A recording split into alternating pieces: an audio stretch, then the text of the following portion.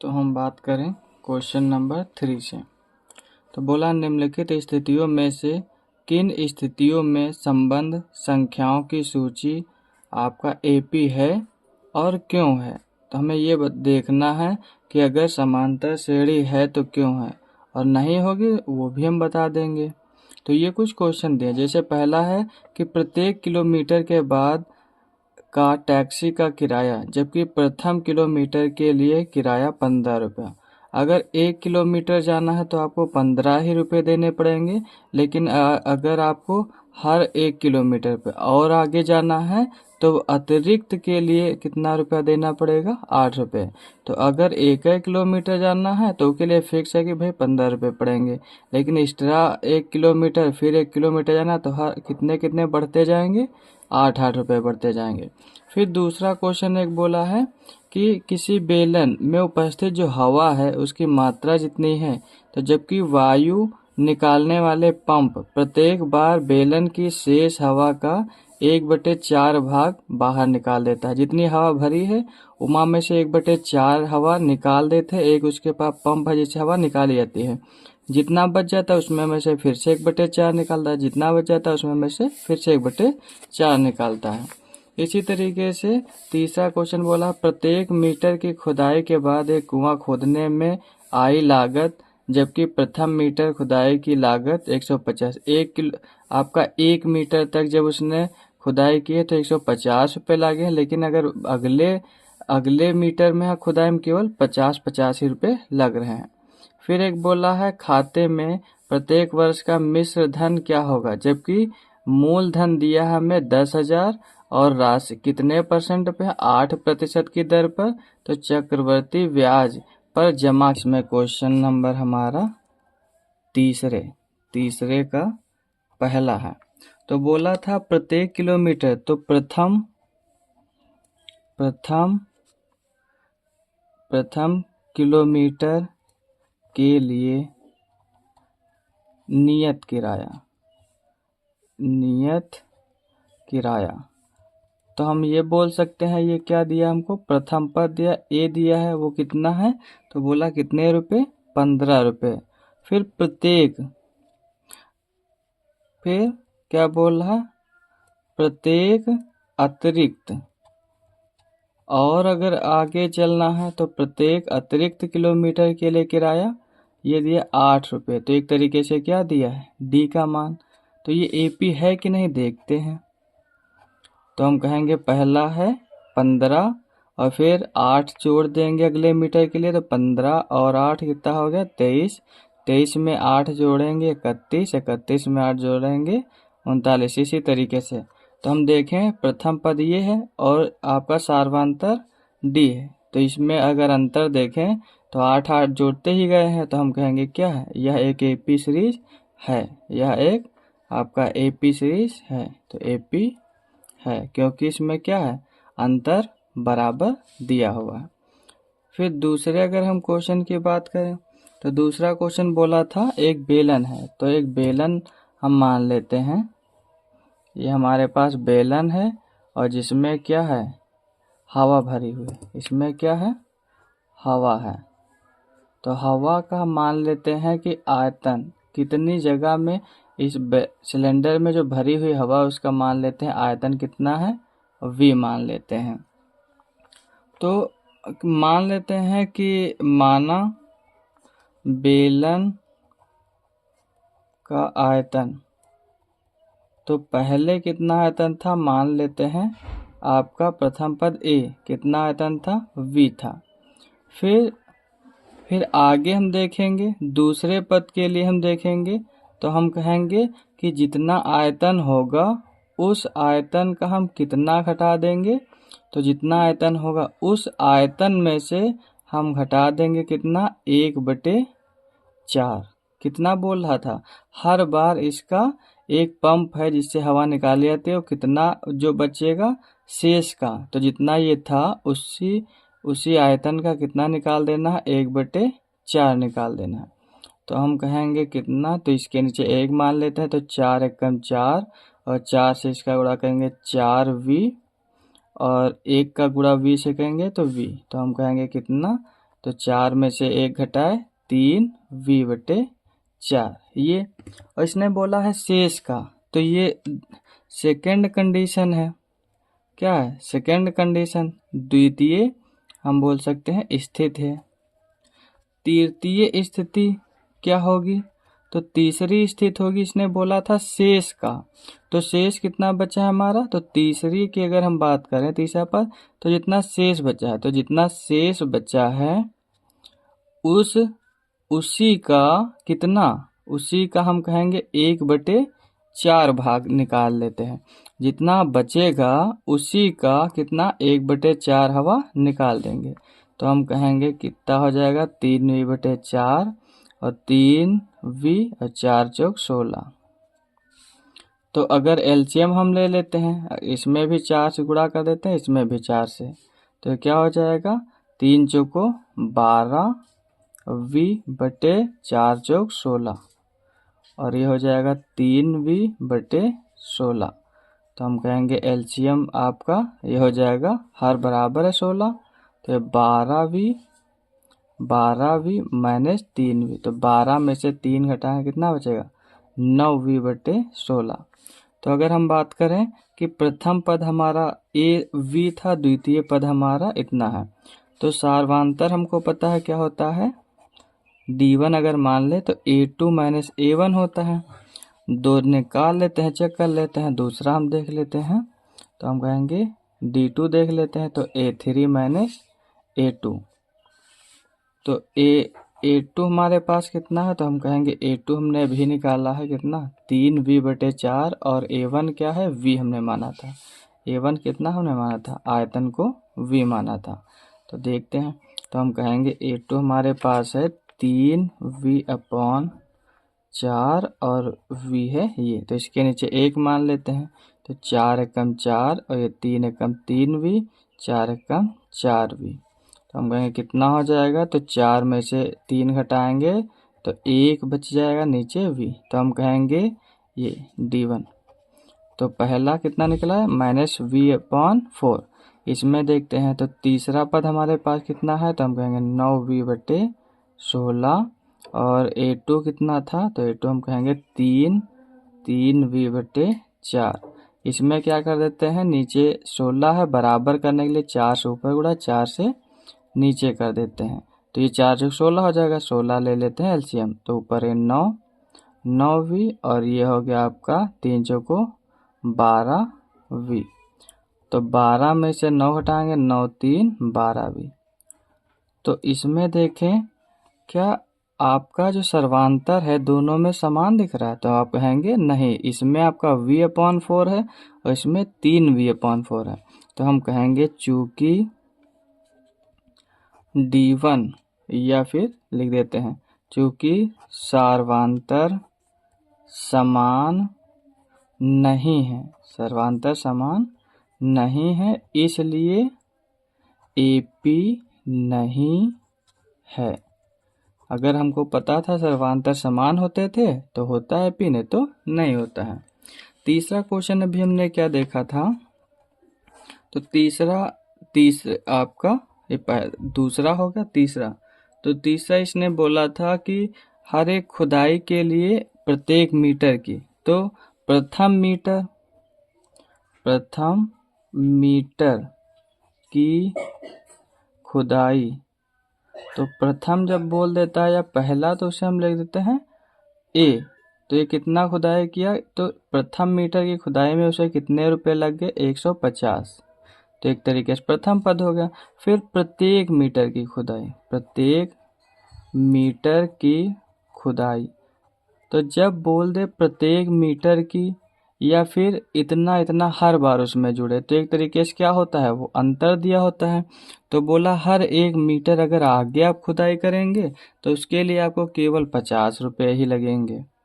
तो ये सार्वांतर है, तो सार्वांतर है तो हम कहेंगे AP क्या हो जाएगी, तो प्रथम पद 150, 50 50 हर मीटर, तो 1 मीटर पिए और दूसरे मीटर 50 जुड़ जाएंगे तो कितना हो जाएगा 200, फिर 50 जुड़ जाएगा 250, फिर जुड़ जाएगा 200 आपका 300, फिर 350, इसी तरीके डैश डैश। तो हम कहेंगे ये भी क्या है, एपी सीरीज है, क्योंकि इसमें अभ्यंतर क्या है, हमें समान देखने को मिल रहा है। फिर अगर हम बात करें क्वेश्चन नंबर 4 की, तो ये आपको ध्यान रखना है कि एक फार्मूला A बराबर P1 plus R upon 100 power n, ये क्या है, तो हम कहेंगे ये फार्मूला होता है मिश्र धन का। किसका होता है, मिश्र धन का। और ये क्या है, ये बताता है समय को। और ये R क्या है, तो हम कहेंगे ये दर को बताता है। जब ब्याज क्या हो, चक्रवर्ती ब्याज पर, चक्रवृद्धि ब्याज पर तो किस पे, जब चक्रवर्ती ब्याज पर हो तो हम मिश्र धन का फार्मूला क्या होगा, A बराबर P और 1 plus R upon 100 power n होता है। और P क्या है, तो हम कहेंगे मूलधन। ये क्या है, मूलधन। अगर किसी बैंक में आपने रुपए जमा किए उसे मूलधन कहते हैं। और हर साल आपको उस पर 10% आपको मिलता है, क्या है, रेट। तो 10% मिलता है रेट आपको, और 3 साल के लिए मान लिया जमा किया, तो जितने 3 साल के बाद जितने रुपए बनेंगे जो आपको वापस मिलेगा, तो उसे बोलते हैं आपका मिश्र धन। क्या बोलते हैं, मिश्र धन। तो इसने बोला कि हमारे पास कितने रुपए थे, 10,000 रुपये थे। कितने थे, 10,000। राशि कितनी थी, 10,000। तो हम कहेंगे, और ये हम कह सकते हैं प्रिंसिपल है। और रेट की बात करें तो रेट हमारे पास कितना है, तो हम कहेंगे रेट हमारे पास 8% है। कितना है, 8% है। तो हम कहेंगे प्रथम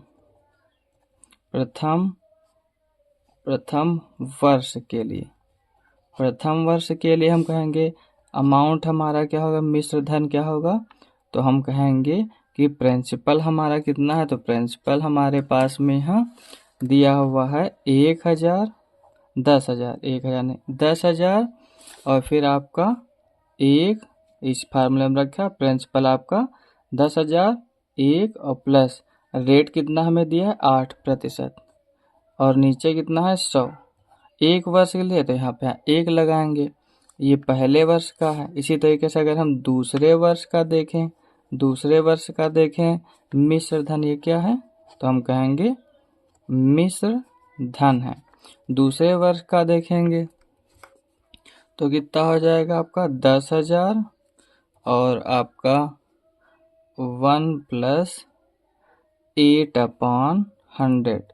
और दूसरे वर्ष का n क्या है, समय, तो दूसरे वर्ष के लिए 2 लगाएंगे। इसी तरीके से तीसरे वर्ष के लिए तो हम कहेंगे 10,000 और 1 प्लस 8 अपॉन 100 पावर 3।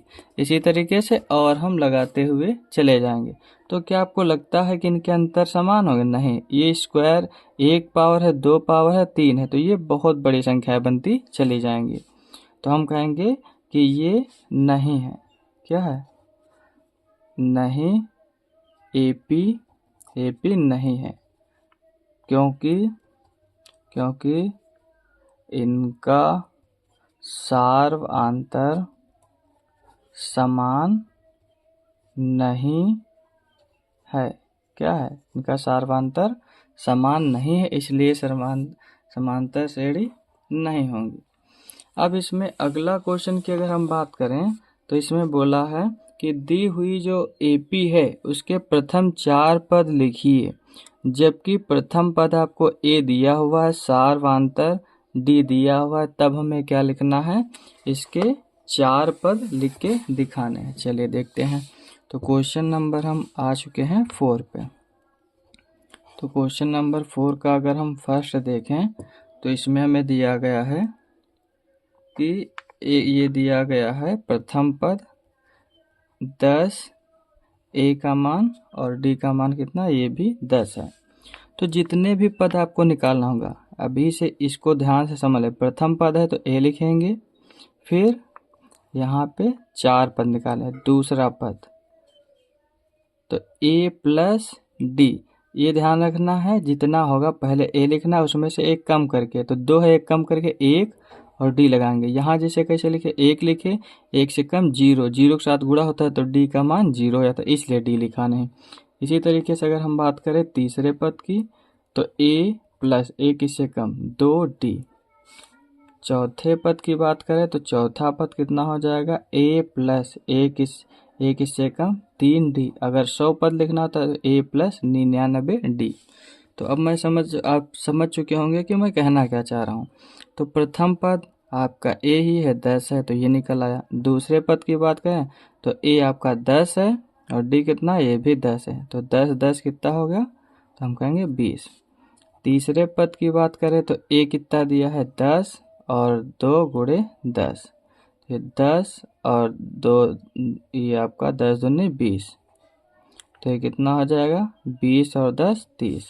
चौथे पद की बात करें तो 10 और प्लस 3 गुणे 10, तो 10 और 10 तियाँ 30, तो ये कितना हो जाएगा 30 और 10 40। तो हमारे क्या पहला पद, दूसरा पद, तीसरा पद, चौथा पद निकला। इसी तरीके से हम दूसरे क्वेश्चन की बात करें तो दूसरे क्वेश्चन में हमें ए का मान प्रथम पद दिया है 2 और डी का मान दिया है 0। तो हम कहेंगे a1 हमारे पास a ही होता है, तो हम कहेंगे a1 कितना हो गया -2। दूसरे पद की हम बात करें अगर a2 तो a प्लस डी होता है, तो a है -2 और d का मान 0, तो कितना रहेगा -2। तीसरे पद की a प्लस 2d, तो a हो गया -2 प्लस 2 गुणे 0, तो ये तो 0 हो गया, तो यही आएगा -2। फिर तीसरा चौथे पद की बात करें तो a प्लस 3d, तो a हो गया -2 3 गुणे 0, तो ये भी 0 हो गया, तो ये निकल आया चारों पद। तीसरे अगर हम क्वेश्चन की बात करें तो तीसरे क्वेश्चन a बराबर 4 दिया है, d बराबर दिया है -3। तो यहाँ से अगर देखें तो प्रथम पद आपका a होता है, तो a1 बराबर है 4, a2 a प्लस d, तो a कितना है 4 और आपका d कितना है -3, तो 4 प्लस माइनस माइनस, तो 4 में से 3 घटाएंगे 1 बचा। तीसरे पद तो a प्लस 2d, तो a हमारा दिया है 4, अब यहाँ पे माइनस है तो यहाँ चलिए रख देते हैं 2 गुणे माइनस का 3, तो 4 और प्लस माइनस माइनस 2 3 6, तो 6 में से 4 घटाएंगे माइनस का 2 बच जाएगा a3। चौथे पद की अगर हम बात करें तो a प्लस 3d, तो a हो गया 4 3 गुणे आपका ये, तो 4 प्लस माइनस माइनस 3 3 9, 9 में से 4 गए माइनस का 5, ये हो गया चौथा पद।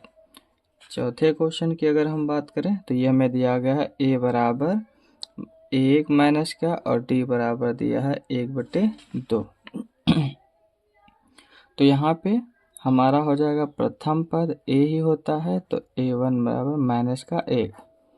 फिर दूसरा पद a प्लस डी, तो आपका -1 प्लस का 1/2, इसके नीचे 1 मान लेते हैं, 2 एकम 2 और ये हो जाएगा 2 एकम 2 और 1 एकम 1, 2 में से 1 घटाएंगे तो 1 बच जाएगा माइनस का, ये हो गया दूसरा पद।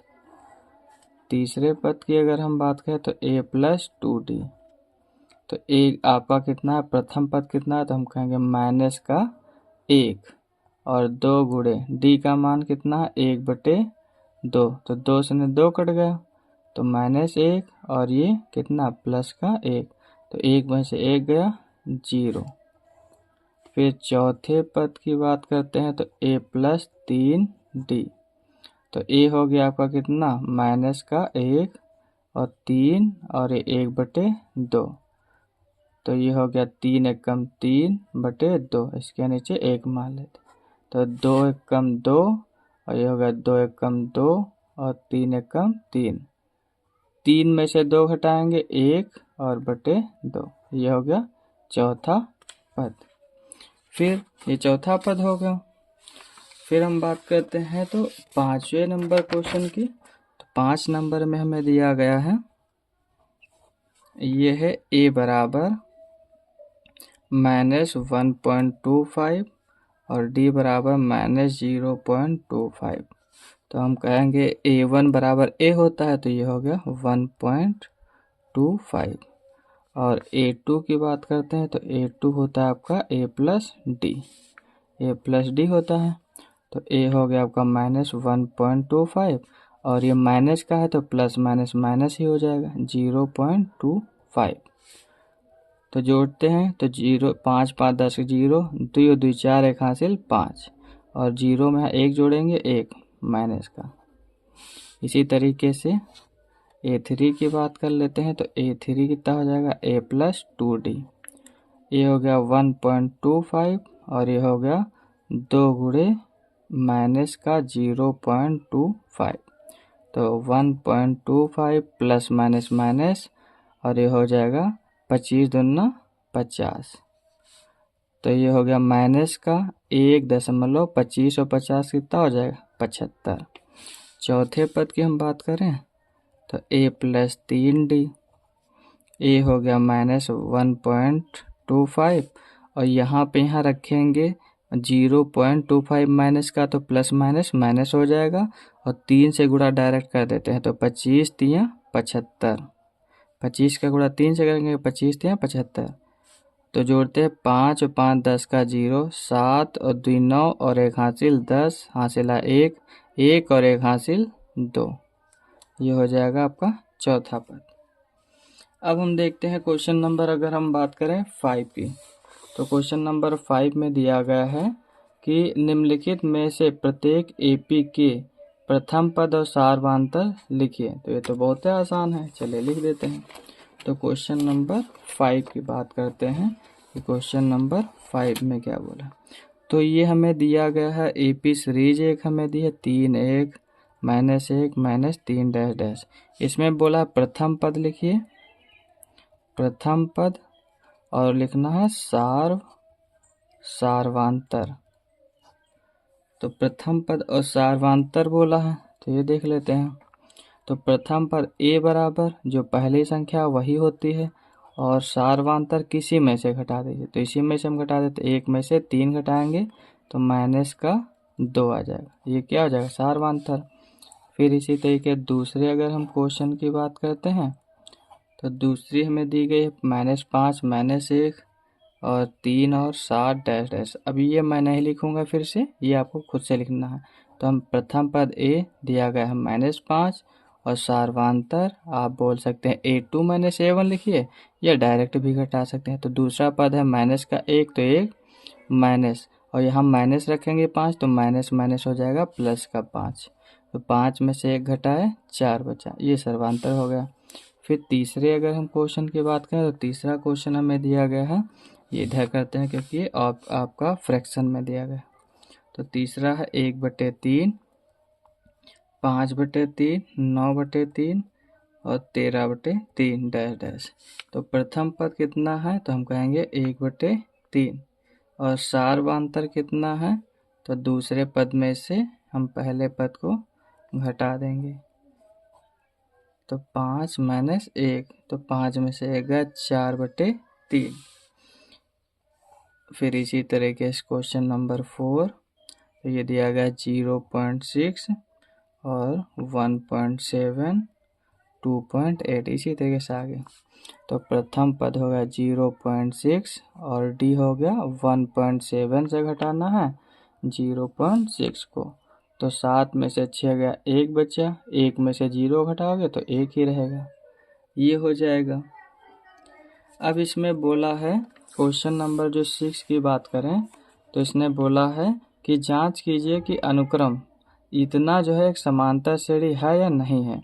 फिर बोला है कि 7वां क्वेश्चन समांतर श्रेणी लिखिए जिसका प्रथम पद a इतना है और सारवांतर a इतना है। चलिए ये भी देख लेते हैं।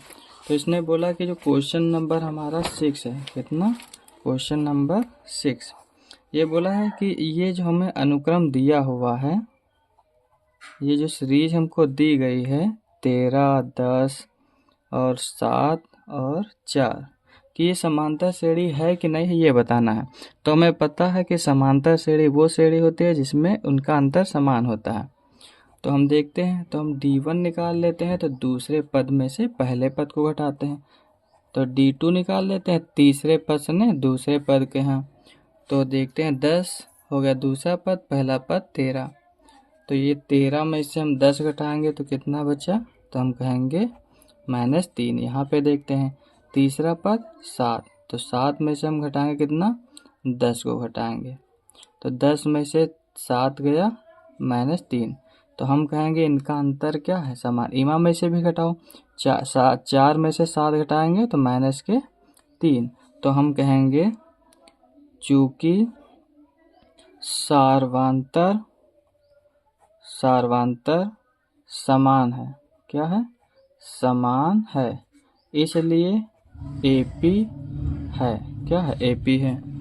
इसने क्वेश्चन नंबर जो 7 है इसमें दिया गया है कि प्रथम पद हमें दिया गया है, प्रथम पद कितना दिया गया है, बोला है कि प्रथम पद 5 है और सार्वांतर दिया गया है हमें, ये दिया गया D बराबर -3। बोला AP निकाले, तो प्रथम पद की हम बात करें तो प्रथम पद आपका A ही होता है, दूसरे पद की बात करें तो A + D होता है। तो A हो गया 5 और D हो गया -3, तो प्लस माइनस माइनस हो जाता 3, तो ये 2।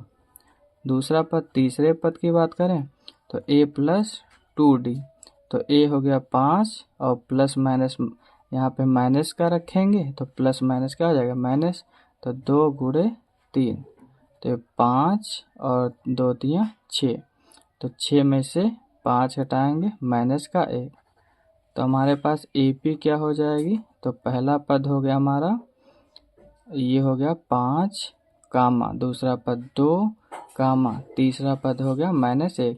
इसी तरीके से आगे के भी हम क्या है, पद लिख सकते हैं।